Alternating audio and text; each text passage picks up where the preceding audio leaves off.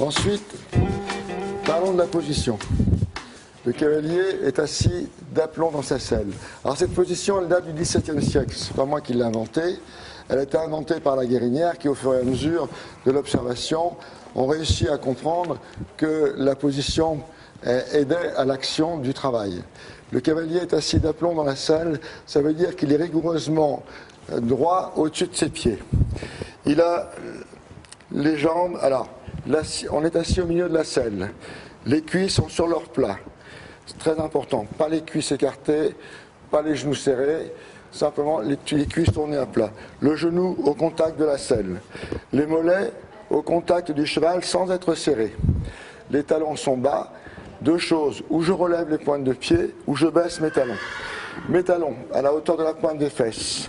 La pointe des pieds à la hauteur de la pointe du genou.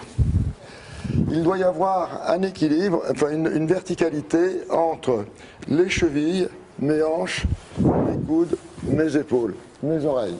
La position du cavalier à cheval, elle est rigoureusement droite. Et je me tiens droit.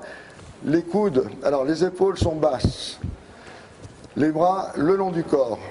Les bras demi-ployés. Le cavalier a des rênes mi-longues, ce qui permet au cheval d'avoir un simple contact. Ensuite, le contact, c'est un rapport de dialogue qu'on a entre la bouche et la main. Ce contact est matérialisé par la tension des deux rênes. Les mains dans le prolongement des avant-bras. Les pouces en dessus. Les ongles se font en face. Mettre de préférence les poignets plutôt vers le ciel. Et on devrait trouver un axe des coudes à la bouche avec le contact des rênes. Les mains sont placées au-dessus du garrot et en avant du garrot et de chaque côté du garrot. On doit poser ses mains de chaque côté pour donner un point de fixité. La largeur des mains va correspondre un petit peu à la largeur du mors du cheval et le cheval va être dans un couloir qu'on appelle le couloir des aides. Le couloir des aides, c'est les deux mains, les deux jambes et l'assiette. Puis, je vais me propulser avec mon cheval, avec l'aide de mes jambes. Et la position précède l'action. Ça, c'est important. Je ne vais utiliser mes jambes que lorsque j'en aurai besoin.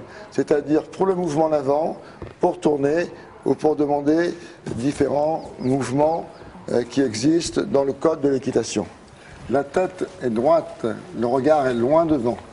Je ne regarde pas les oreilles de mon cheval, j'essaie d'avoir une tête droite de façon à ce que je puisse voir loin devant. J'utilise mon champ de vision pour savoir où sont mes points de repère, car je vais travailler de point de repère en point de repère.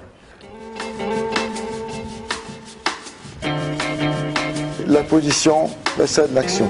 Ça, c'est important.